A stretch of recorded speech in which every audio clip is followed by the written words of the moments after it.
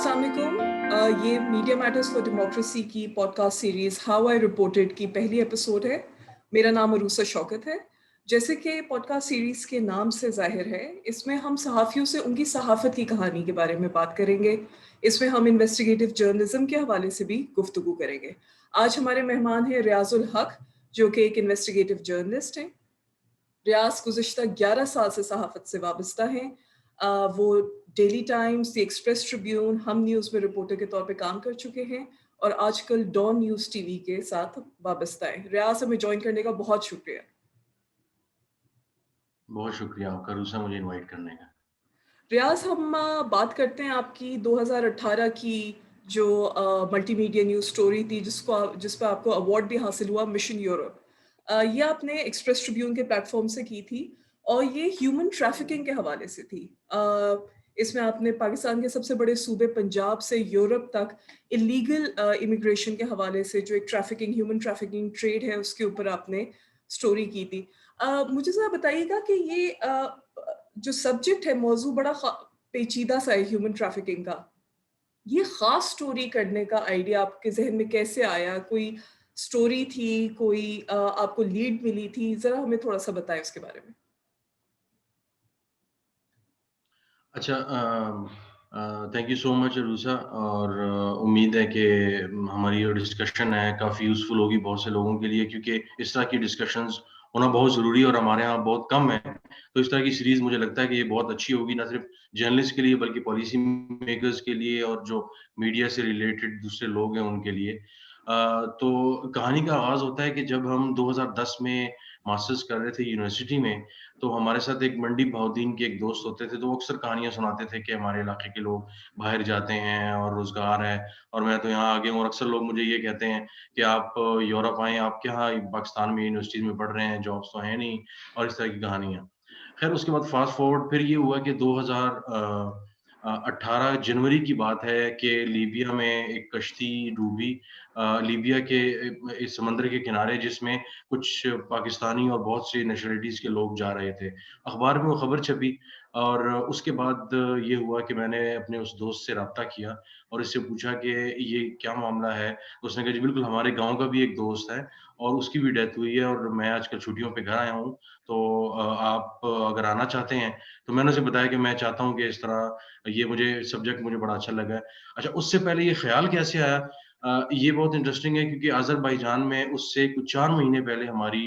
एक ट्रेनिंग 2 दिन की ट्रेनिंग हुई बाकू में, और वो ट्रेनिंग रिलेटेड थी कि ह्यूमन स्मगलिंग, ह्यूमन ट्रैफिकिंग पे स्पेसिफिकली फोकस थी, और ज़ाहिर है उसमें ह्यूमन स्मगलिंग भी उससे रिलेटेड है। और ट्रैफिकिंग वो होता है कि जब आप इल्लीगली लोगों को लेके जाएँ और लोगों को पता ही ना हो, और लोगों को किसी और काम के लिए आप वहाँ पे, चाहे वो जिस्मानी उनके साथ तशद्दुद होता है और उनसे काम लिया जाता है, और इस तरह के उनकी मर्ज़ी के बगैर काम लिए जाते हैं, लीगली वो उस तरह नहीं रजिस्टर्ड होते हैं, और वो सारा। ह्यूमन स्मगलिंग ये होती है कि वो विलफुली जो लोग होते हैं, वो अपने आप को वॉलंटियर करके और छुप-छुप के पाकिस्तान से और दुनिया भर से ज़ाहिर है जाते हैं, और वहाँ पे फिर यूरोप में या इस तरह के मुल्कों में काम करते हैं। तो हमारी 2 दिन की ट्रेनिंग हुई, और उन 2 दिनों में मुझे एक तो इनकी बारीकियों को पता चला,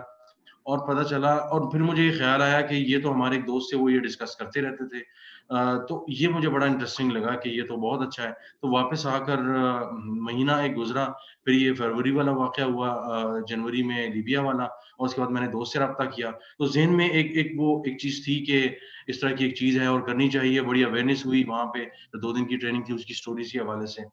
तो फिर उसके बाद मैंने उस दोस्त से राब्ता किया, और उसके बाद फिर मैं वहाँ गया, और मैंने 2-3 दिन वहाँ गुज़ारे, फिर इस स्टोरी पे तफ़सील से काम किया और तमाम लोगों से मुलाकातें हुई। तो ये उस स्टोरी का स्टार्ट था कि एक तो ये दोस्त थे, जो उस इलाके से थे, जहाँ से पाकिस्तान में सबसे ज़्यादा ह्यूमन स्मगलिंग और ट्रैफिकिंग के लिए में लोगों को ले जाया जाता है। और दूसरा ये कि एक बाकू की एक ट्रेनिंग थी, तो इसलिए ट्रेनिंग की अफ़ादियत को बिल्कुल मैं मार्क्स दूँगा। उसमें भी उसका बड़ा किरदार है कि हमारे यहाँ ऐसे बहुत से वाक़यात हमारे इर्द-गिर्द होते रहते हैं, या ऐसी चीज़ें होती हैं, लेकिन जब तक हमें कुछ इस तरह की ट्रेनिंग अवेयरनेस ना हो, ज़ाहिर है इंसान है हम भी, जर्नलिस्ट, तो एक बड़ा क्लिक सा मिल जाता है, जिसके बाद इंसान आगे बढ़ता है जर्नलिस्ट, और वो काम कर पाता है।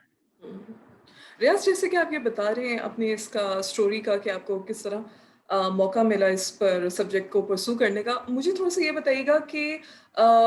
سورسز کلٹیویٹ کرنا اس اسٹوری کے لیے. ایک تو سبجیکٹ بھی خاصا سینسٹیو ہے آپ کا, یہ ہیومن اسمگلنگ, یا اگر ایون آپ براڈر سبجیکٹ ٹریفکنگ کا دیکھتے ہیں تو آپ کے دوست تو ایک آپ کی امیجیٹ سورس تھے جنہوں نے آپ کو ایک اوور ویو دیا, لیکن getting to the actual sources جو کہ are in the very heart of your story. آپ کی اسٹوری میں نہ صرف ڈیٹا کا استعمال ہے بلکہ بہت حد تک ہیومن اکاؤنٹس کا استعمال ہے, چاہے وہ اسمگلرز ہیں اور چاہے وہ افراد ہیں جو کہ لیگلی ڈپورٹ کیے گئے ہیں. مجھے ذرا بتائیے گا یہ پوٹینشیل سورسز آئیڈینٹیفائی کیسے کیے آپ نے, وہ کتنا مشکل یا آسان تھا آپ کے لیے, اور یہ بھی بتائیے گا کہ ٹرسٹ کیسے آپ نے ڈیولپ کیا اپنی سورسز کے ساتھ. اچھا، یہ ایک بڑا بنیادی سوال ہے اور ہر جرنلسٹ جب کوئی بھی اسٹوری کرتا ہے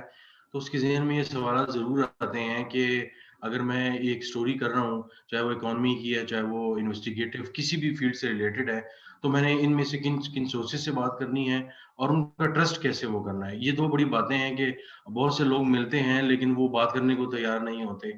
تو اس اسٹوری کے لیے کافی جو ہے مجھے غور و خوض کرنا پڑا. مجھے میں نے ایک لسٹ بنائی, ابھی بھی ایک اسٹوری پہ کام کر رہا ہوں تو اس میں مجھے لسٹ بنانی پڑ رہی ہے. اس سے یہ ہوتا ہے تھوڑا سا جاٹ ڈاؤن کر کے آسانی ہو جاتی ہے, اور ان لوگوں سے آپ انیشلی جب رابطہ کرتے ہیں تو اس کے بعد آپ کو یس اور نو میں اگر جواب ملتا ہے تو پھر آپ آلٹرنیٹ ڈھونڈتے ہیں. تو میں نے ایک لسٹ بنائی اور میں نے یہ سوچا کہ اس میں ایف آئی اے کے لوگ شامل ہیں, اس میں اسمگلرز شامل ہیں جو یہ کام کرتے ہیں, اور اس میں ایسے وکٹمز شامل ہیں جو یا تو ڈپورٹ ہوئے ہیں یا ایک زمانے میں یہ کام کرتے رہے ہیں, اس طرح جاتے رہے انلیگلی, اور اب یہاں پہ پاکستان میں سیٹلڈ ہیں, گھر وغیرہ بنا لیا ہے, اور ان فیملیز سے پھر بات کرنا. اور یہ سارے تقریباً 5-6 اکاؤنٹس بن جاتے ہیں, اور ڈیٹا والا تو ظاہر ہے تھا ہی تھا. تو یہ تھوڑا سا مشکل اس سینس میں تھا کہ ایسے لوگوں کو آئیڈینٹیفائی کرنا جو ولنگ ہو بات کرنے کے لیے, کیونکہ بہت سے لوگ سمجھتے ہیں کہ پتہ نہیں بات کی جا رہی ہے تو پتہ نہیں ہمارا نام آ جائے گا, تو یہ سارا تو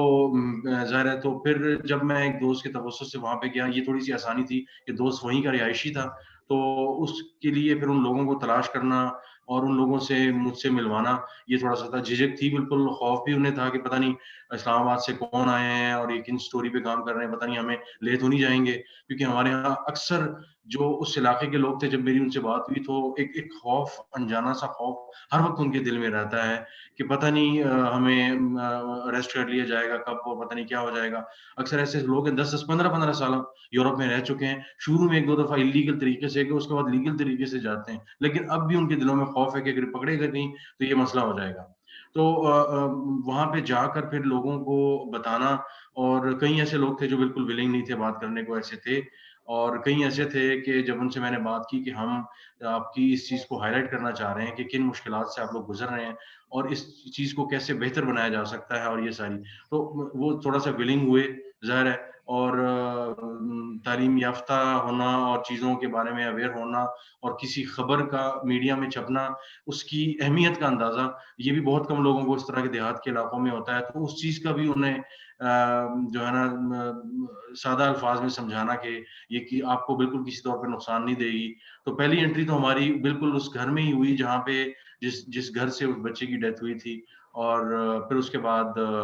ہم گئے وہاں پہ فاتحہ وغیرہ کی, اور اس کے بعد ان کے جو ریلیٹیوز تھے ان سے میں نے تفصیلی بات کی کہ کیسے یہاں سے گئے, اپنے ساتھ کیا لے کے گئے اور کیا امیدیں تھیں. تو ایک ساری بڑی ایک تکلیف دہ کہانیوں کی ایک سیریز ہے وہاں پہ موجود ہے, اور ہر دوسرا گھر ایسا ہے, شاید اگر 10 گھر ہیں تو 7 یا 8 گھر ایسے ہیں کہ جو انلیگلی یورپ جا چکے ہیں. اور دلچسپ بات یہ ہے کہ کھاریاں, منڈی بہاؤدین, یہ سارا علاقہ ایسا ہے گجرات کا کہ جہاں پہ سینکڑوں گھر ایسے ہیں کہ بڑے اچھے اچھے اور مینشنز بنے ہوئے ہیں اور وہ خالی ہیں, ان کو تالے لگے ہوئے ہیں, اور کہتے ہیں کہ جی یہ دبئی میں ہوتا ہے, اب پہلے یورپ میں تھا تو اب دبئی چلا گیا, یہ آسٹریلیا میں ہوتا ہے, اور یہ سب انلیگل طریقے سے گئے ہوئے تھے, ان سب نے بتایا. اور اب واپس آ کے انہوں نے گھر بنائے, کچھ عرصے بعد آتے ہیں, اچھی اچھی گاڑیاں چلاتے ہیں, اچھے کپڑے پہنتے ہیں اور واپس چلے جاتے ہیں. تو یہ سارے معاملات ہیں کہ ٹائم لگا تھوڑا سا, لیکن 2-3 دنوں میں یہ ہوا کہ لوگوں کے ساتھ ٹرسٹ بھی ڈیولپ ہو گیا وہاں کے مقامی لوگوں کے ساتھ, اور بہت سی ایسی باتیں سننے کو ملی, چاہے وہ اسمگلرز سے تھیں اور چاہے وہ وکٹمز تھے, چاہے وہ ڈپورٹیز تھے. تو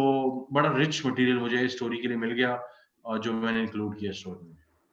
ریاض, یہ آپ بات کر رہے ہیں ایک طرف کی جس میں ہمیں یہ سمجھ میں آ گیا کہ اسمگلرس ہیں یا جو افراد تھے جو کہ جانا چاہتے تھے یا ان کو ان کی رضا کے بغیر اس طرح ٹریفکنگ میں کا شکار ہوئے. FIA या मुख्तलिफ जो आपकी लोकल अथॉरिटीज़ हैं, उनसे बात करना या उनको रीच आउट करना कितना मुश्किल लगा आपको? इसलिए कि पाकिस्तान में रिपोर्टर्स के लिए ये अक्सर औक़ात ये एक शिकायत होती है सहाफ़ियों की तरफ से कि लोकल अथॉरिटीज़ इतनी फ़ोर्थकमिंग नहीं होती हैं। आपका एक्सपीरियंस कैसा रहा इस स्टोरी के हवाले से? मेरा एक्सपीरियंस बिल्कुल ऐसा ही था जैसा आप कह रही हैं और बहुत मुश्किल से एक्सेस मिली। अच्छा मुझे इसमें एक खुशकिस्मती ये हुई कि उन्हीं दिनों में सुप्रीम कोर्ट में साबिक़ा चीफ़ जस्टिस साक़िब निसार ने एक सू मोटो केस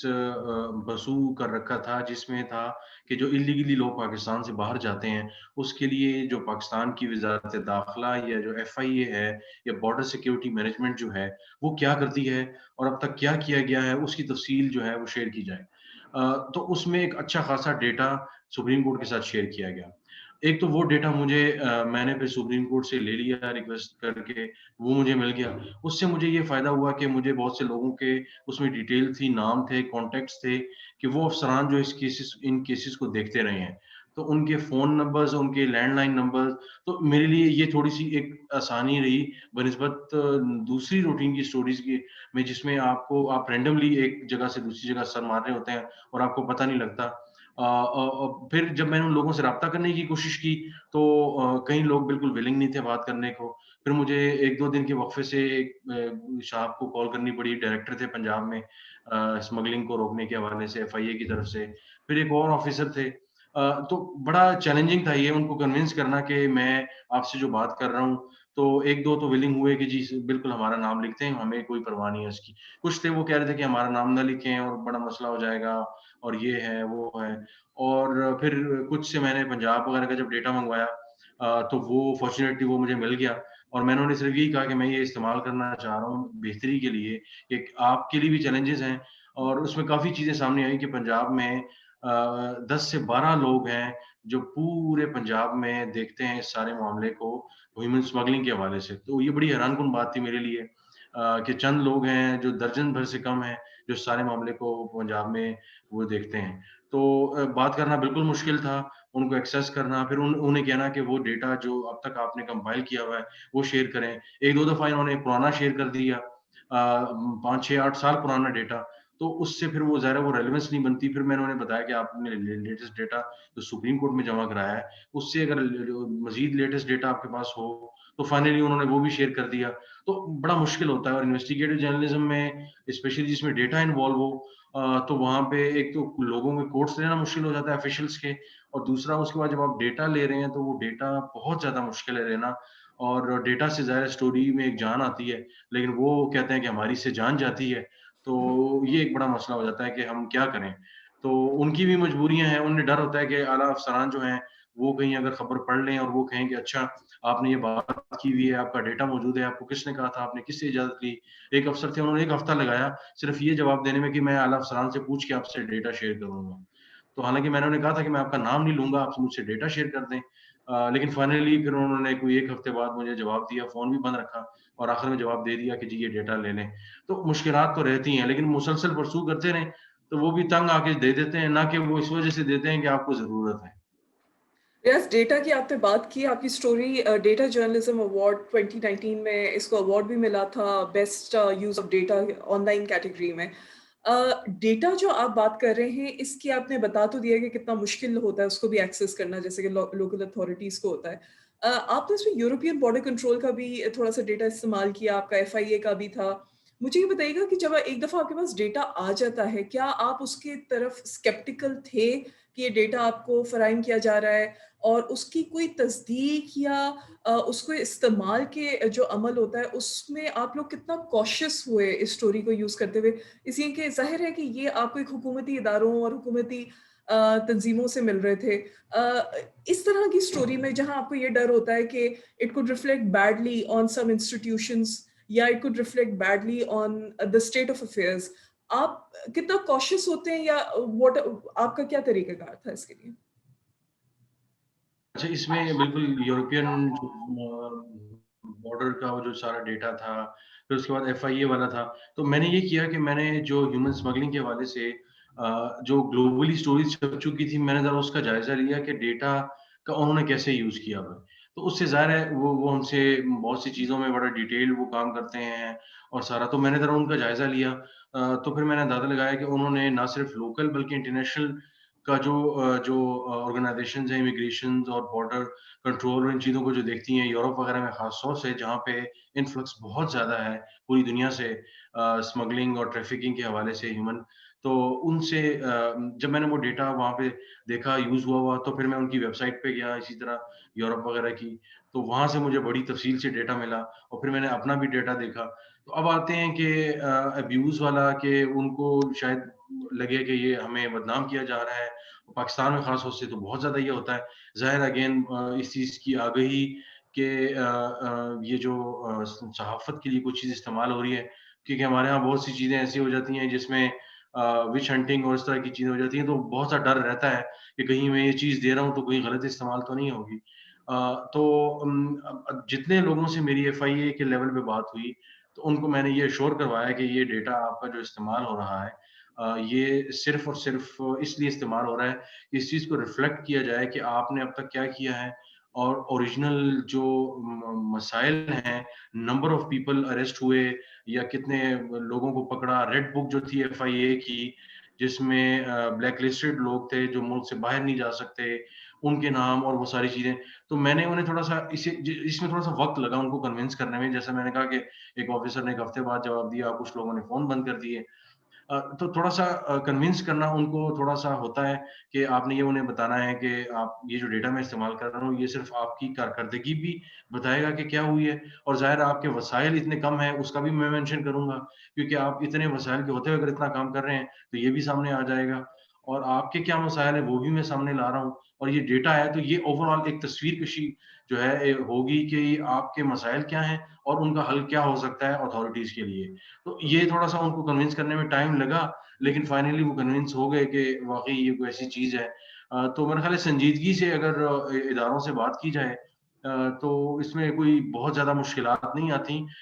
شاید کچھ آفیسرز ایسے ہوتے ہیں جو ڈر اور خوف کے مارے کوئی چیز شیئر نہیں کرتے، کوٹس اپنے نہیں دیتے، لیکن اوور آل یہ ہے کہ ڈیٹا جب یوز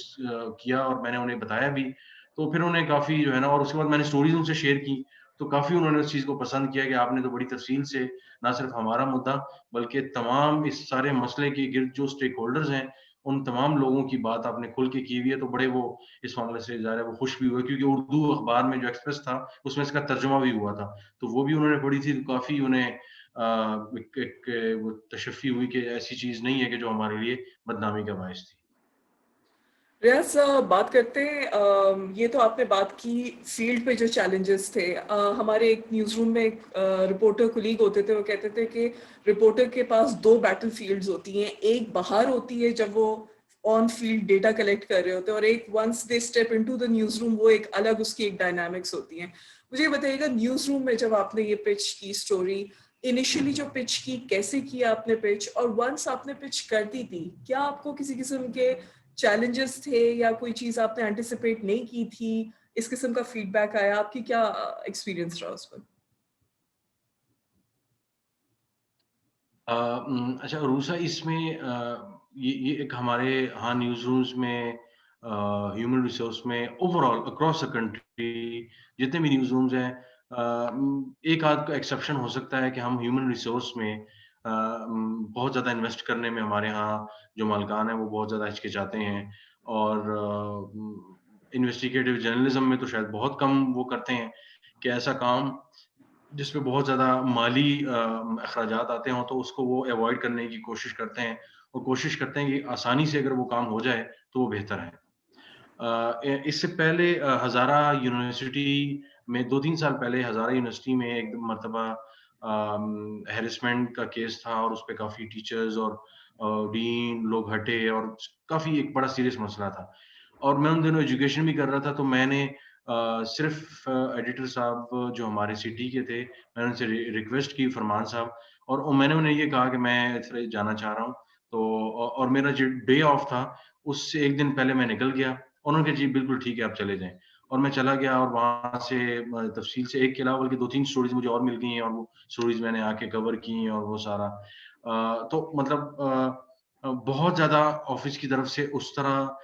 آپ کو سپورٹ نہیں ملتی کہ جی آپ جا رہے ہیں تو آپ کے فائنینشیل اور جو چیزیں ہیں، خرچہ وغیرہ ہے، رہائش ہے اور دوسرے مسائل ہیں، اس کے حوالے سے بہت زیادہ آپ کو پوچھا نہیں جاتا کہ آپ کیا ہیں۔ اسی طرح ہیومن اسمگلنگ والی اسٹوری تھی، جب میں نے پچ کی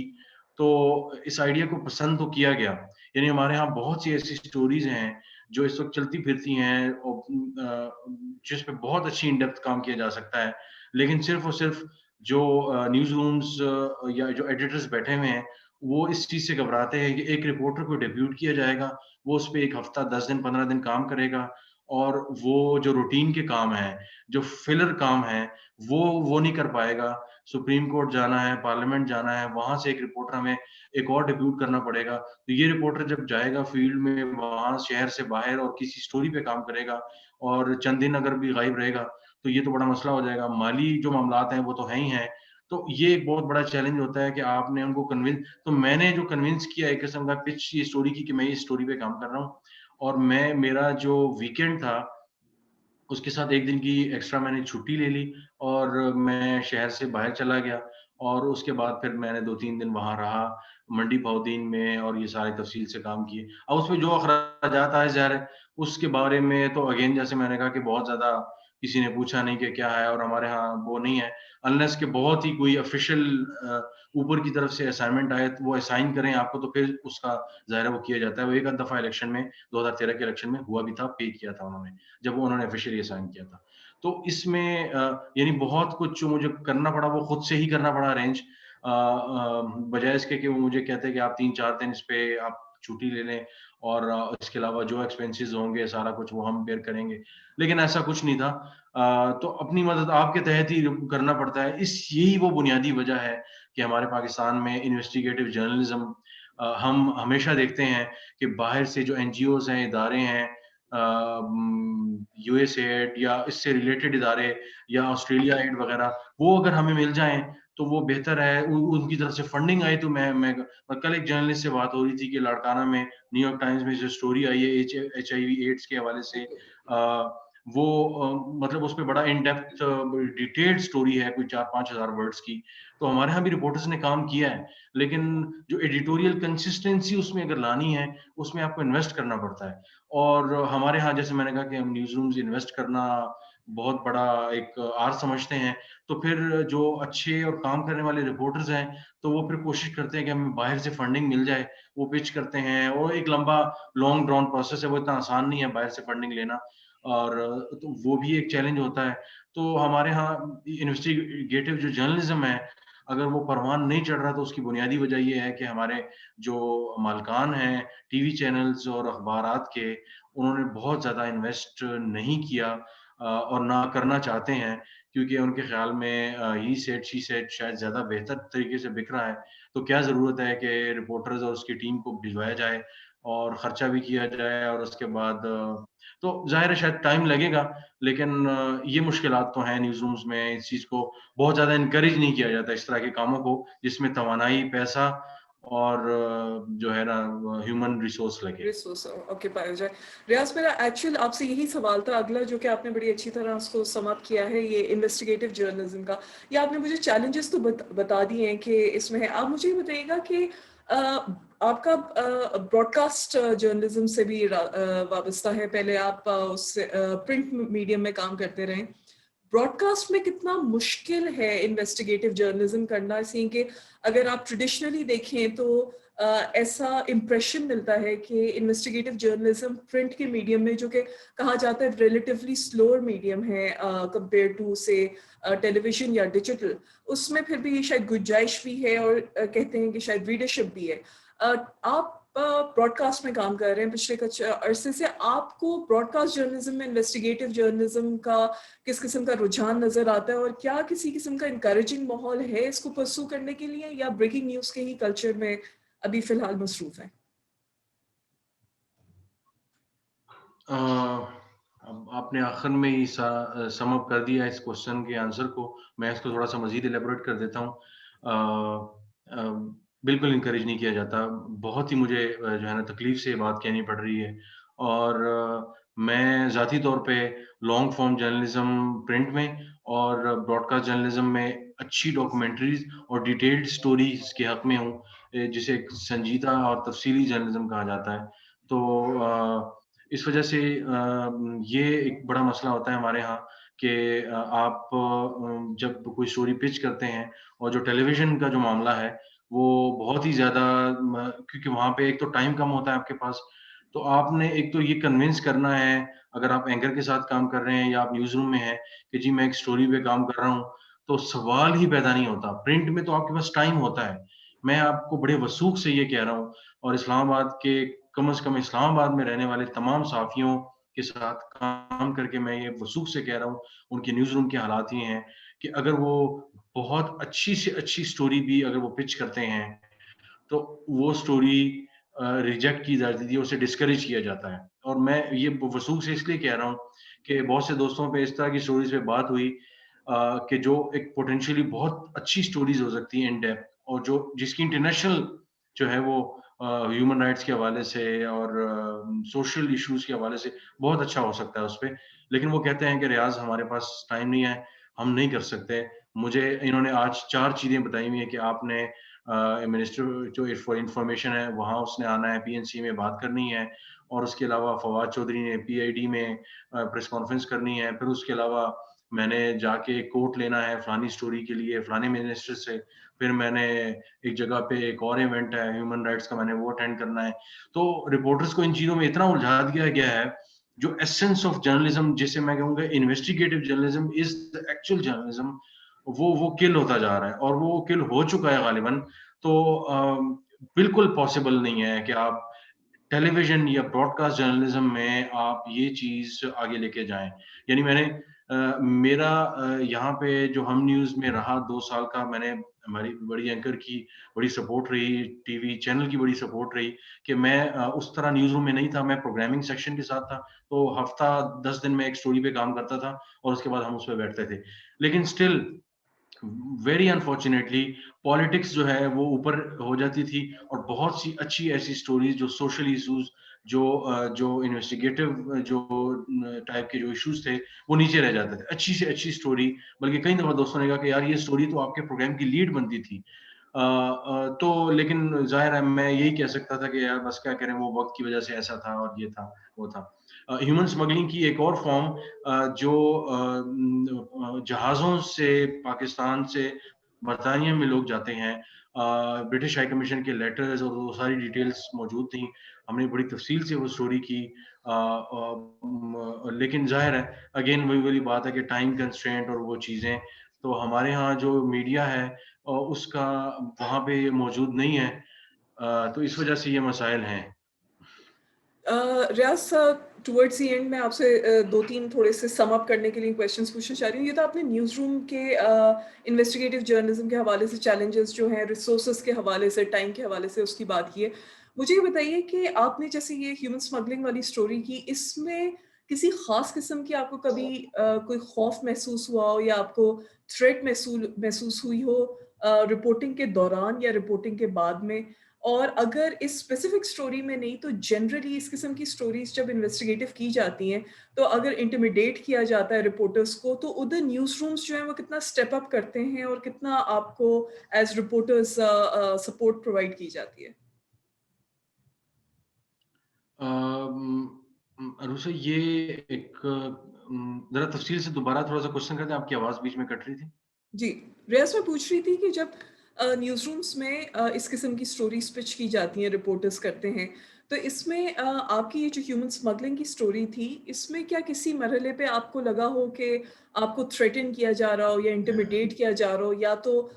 رپورٹنگ کے دوران یا بعد میں، یا اگر اس اسپیسیفک اسٹوری میں نہیں تو جنرلی جب انویسٹیگیٹو جرنلزم کی جاتی ہے تو اس میں یہ ایلیمنٹ بہت ہوتا ہے کہ رپورٹرز کرتے ہیں فیلڈ پہ، یا ان کی اسٹوری ایک دفعہ پبلش ہو جاتی ہے تو اس کے بعد ان کو انٹیمیڈیٹ کیا جاتا ہے، اس طرح کے کافی قصے بھی سننے میں آتے ہیں۔ آپ کا کیا ایکسپیرینس رہا ہے، اور اس معاملے میں نیوز رومز یا ایڈیٹرز کتنا سپورٹ پرووائڈ کرتے ہیں رپورٹرز کو؟ ہمارے یہاں اگین ایک دو انسٹنسز ایسے تھے جس میں نیوز روم نے باقاعدہ سپورٹ کیا، کچھ ایسے 1-2 واقعات تھے جس میں ایڈیٹر نے باقاعدہ سپورٹ کیا اور انہوں نے کہا کہ آپ لیو لے لیں اور تھوڑا ریسٹ کر لیں، تو تھوڑا-سا سائڈ پہ ہو جائیں۔ لیکن again generally you are on your own, بہت زیادہ کوئی سپورٹنگ آپ کو وہ نہیں ملتا، اور بلکہ میرا تو خیال ہے کہ کئی دفعہ ایسا ہوتا ہے کہ آپ جب نیوز روم کو ایڈیٹر وغیرہ کو یا آپ کے جو ڈائریکٹر نیوز ہوتے ہیں ان کو کنوے کرتے ہیں کہ جی اس طرح کا مسئلہ مجھے پیش آ رہا ہے تو اس پہ مجھے تھوڑا سا بتا دیں، تو ہمارے ہاں نیوز روم تو نیوز روم ہے، اوور آل ایڈیٹر وغیرہ بھی وہ چیزوں کو وہ نہیں کرتے، ایون اگر جو صحافتی تنظیمیں ہیں ان سے بھی رابطہ کیا جائے تو وہ بھی کچھ ہمارے ہاں نہ تو ان کو ان چیزوں کی سینسٹیوٹی کا پتہ ہے کہ یہ کتنی کتنی امپورٹنٹ ہے یہ چیز کہ ایک شخص کو زندگی کا خطرہ ہے، اس کی زندگی کو خطرہ ہے تو وہ کیسے اس چیز کو وہ کیا جائے، تو وہ نہیں کرتے۔ اب میں آپ کو مثال دوں کہ ہمارے ایک دوست تھے، ان کا یہ کہنا تھا ایک ٹی وی چینل میں اسلام آباد میں کہ ان کے سندھ میں ایک رپورٹر تھے، اور سندھ میں مسلسل یہ کوئی سال پہلے کی بات ہے کہ سندھ میں وہ رپورٹنگ کر رہے تھے کافی کہ بہت سی جگہوں پہ جو کیسز آ رہے ہیں، بیمار ہو رہے ہیں بچے اور کتے کے کاٹے کے کیسز اور اس طرح کے معاملات، تو اس پہ باقاعدہ طور پہ وہاں کی انتظامیہ نے اور سندھ حکومت نے انہیں دھمکیاں دینا شروع کی، اور انہوں نے کہا کہ وہ جو ہے نا وہ قتل کر دیں گے آپ کو۔ اچھا، وہ جو وہ اسلام آباد آئے، وہ جرنلسٹ اسلام آباد آئے اور اسلام آباد آ کے انہوں نے اس ٹی وی چینل میں آ کے لوگوں سے بات کی کہ جی میں سندھ سے آیا ہوں اور میں آپ لوگوں کا رپورٹر ہوں، تو کائنڈلی اپنی بیوی اور بچوں کے ساتھ مجھے میری زندگی کو خطرہ ہے، تو برائے مہربانی آپ مجھے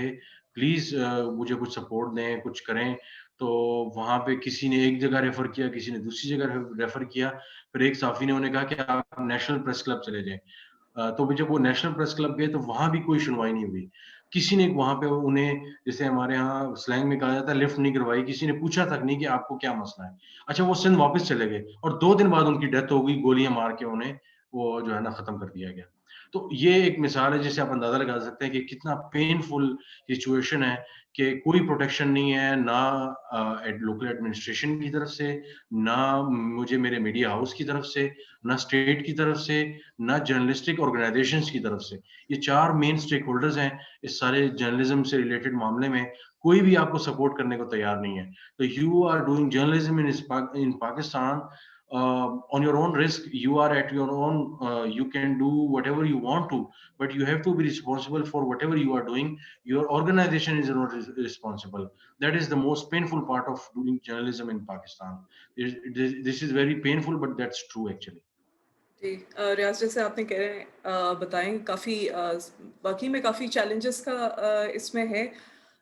ریاض آپ سے ٹائم بھی کافی لے لیا ہم نے، لیکن ایک آپ سے آخر میں سوال کرنا ہے۔ آپ نے چیلنجز آئیڈینٹیفائی کیے اور ایکسٹرنل چیلنجز پہ بھی ہم نے بات کی، انٹرنل چیلنجز پہ بھی۔ مجھے یہ بتائیے کہ نیوز روم کے کلچر کو بدلنے میں، تبدیل کرنے میں، جس کے تھرو وہ انویسٹیگیٹو جرنلزم کی طرف یا ان ڈیپتھ جرنلزم جس کے ذریعے ہم مختلف مسائل کی طرف متوجہ کر سکیں لوگوں کو، ظاہر ہے یہ ٹائم کنزیومنگ ہے، لیکن اس کلچر کو انکریجنگ بنانے کے لیے نیوز روم کے اس قسم کی صحافت کے لیے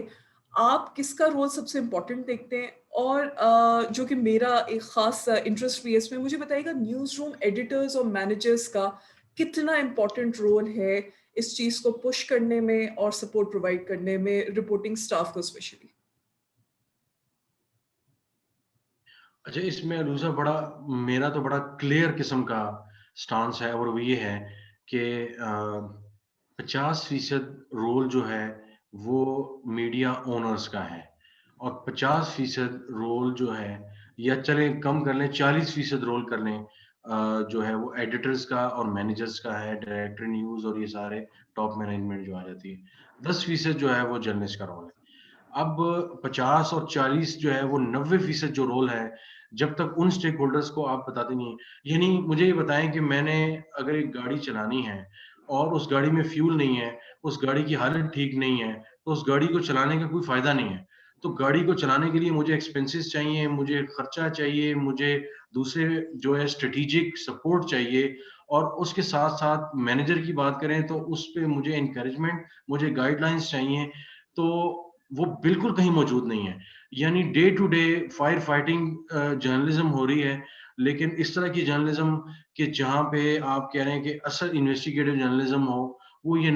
یہاں نہیں ہو رہا. اور اس کے جو میں نے آپ کو 2 میجر اسٹیک ہولڈر بتائے ہیں، اور وہی جو اسٹیک ہولڈر ہیں وہی اس کے ذمہ دار ہیں، اونرز ہیں، اور اس کے ساتھ ساتھ یہ جو مینیجرز ہیں ٹاپ کے. سب سے پہلے اونرز آتے ہیں. اونرز کو اس چیز کا احساس دلانا کہ پاکستان میں یہاں پہ اگر آپ صحافت کر رہے ہیں تو اصل جو صحافت ہے وہ انویسٹیگیٹو جرنلزم ہے. اپنے نیوز رومز میں صحافیوں کی ٹریننگ کریں، ان کو چیزوں کے متعلق بتائیں.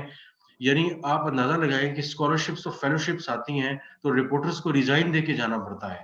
اور رپورٹرز کو چھٹیاں نہیں ملتی. ایکسپریس ٹریبیون میں جب ہفتے تو کمال صدیقی ہمارے ایڈیٹر ہوتے تھے، وہ بڑا اس چیز کو انکریج کرتے تھے کہ آپ کو کہیں بھی فیلوشپ اور اسکالرشپس ملتی ہیں تو بالکل آپ جائیں. اور بلکہ کئی جگہوں پہ ان کو اگر کچھ آتا تھا تو وہ ریکمینڈ کر کے ہمیں بھیجتے تھے کہ آپ جو ہے وہ آپ اپلائی کریں اور آپ جائیں، اور میں نے آپ کا نام ریکمینڈ کر دیا ہے. لیکن ہمارے ہاں اب وہ اس طرح کے نہ تو ایڈیٹرز ہیں، نہ اس طرح کے نیوز رومز میں وہ ماحول ہے. تو جہاں پہ ریزائن دے کے مجھے اپنی کیپیسٹی ڈیولپمنٹ کے لیے فیلوشپ اور اسکالرشپ پہ جانا ہے، تو آپ اندازہ لگا لیں کہ ان نیوز رومز کی کیا حالت ہے. بیکاز وہ اس چیز کو سپورٹ نہیں کرتے کہ آپ 2 ماہ کی چھٹی پہ جائیں، چاہے سیلری ملے یا نہ ملے، لیکن آپ کا ایک بندہ نیوز روم میں کم ہوگا اور نیا بندہ وہ لینا نہیں چاہتے، تو وہ کہیں گے کہ یار ہم ان 2 مہینے میں کسی اور کو لے لیتے ہیں، تو آپ پھر مہربانی کر لیں اگر ریزائن کر دیں. تو پھر آپ کو الٹیمیٹلی ریزائن کر کے جانا پڑتا ہے. اور اب تو یہ ہو گیا ہے کہ جو انڈسٹری کے حالات اتنے سخت ہو گئے ہیں کہ رپورٹرز اب ریزائن بھی نہیں دیتے بلکہ اس فیلوشپ کو اسکپ کر دیتے ہیں. تو مجھے یہ بتائیں کہ رپورٹرز فیلوشپ نہیں کریں گے، اسکالرشپ نہیں کریں گے، ٹریننگز پہ نہیں جائیں گے، اور اس طرح کی دوسری جو ایکسپوجر کے پروگرامز ہیں وہ اٹینڈ نہیں کریں گے، تو کیسے آپ ان سے توقع کرتے ہیں کہ ان کی برین اسٹارمنگ ہو، وہ ایک اچھے پروفیشنل جرنلسٹ بنے. تو سب سے پہلے مالکان کو اس چیز کا احساس ہو، اس کے بعد جو ایڈیٹرز اور ڈائریکٹر نیوز اور بیورو چیفس ہیں، ان ریزیڈنٹ ایڈیٹرز وغیرہ، ان کو اس چیز کا احساس ہو کہ ہمارا جو مین پاور یہاں پہ رپورٹنگ ٹیم ہے وہ ہماری بیک بون ہے، ہم نے بیک بون کو مضبوط بنانا ہے، اور ان میں ہمیں انویسٹ کرنا ہوگا. اور وہ انویسٹ چاہے وہ ٹریننگز کی صورت میں ہو، چاہے وہ فیلڈز میں انویسٹیگیٹو جرنلزم کی سٹوریز میں لگانے کے حوالے سے ہو، یا اور اس طرح کی جو ہے نا اونر سے سپورٹ لینے کے حوالے سے ہو. یہ بہت ضروری ہے، اور اگر یہ ہو جائے تو میرا خیال ہے ہمارے پاکستانی جرنلزم میں بہت اچھا چینج آ سکتا ہے. جیسے کہ ریاض نے سم اپ کیا کہ رپورٹرس کو 90% آف دا رول جو ہے وہ ایڈیٹرز اور پبلشرز یا میڈیا ہاؤس ہولڈرس کے اوپر انہوں نے رکھا ہے، اور کہہ رہے ہیں کہ 10% اس میں رپورٹرس کا اگر ان کو پراپر سپورٹ ملے، پراپر ایک فریم ورک ملے جس کے تھرو وہ اس قسم کی صحافت کر سکیں تو وہ ضرور کریں گے. ریاض، تھینک یو سو مچ، آپ نے ہمیں جوائن کیا ہمارے ایپیسوڈ میں. اینڈ آئی ہوپ اس کے تھرو ہم انویسٹیگیٹو جرنلزم اور آئندہ بھی مختلف صحافتی ایشوز اور چیلنجز کے اوپر بات کر سکیں گے. Thank you everyone for tuning in, اور انشاءاللہ آپ سے اگلی ایپیسوڈ میں ایک اور صحافی اور ایک اور صحافتی کہانی کے ساتھ ہم پیش ہوں گے. شکریہ، اللہ حافظ.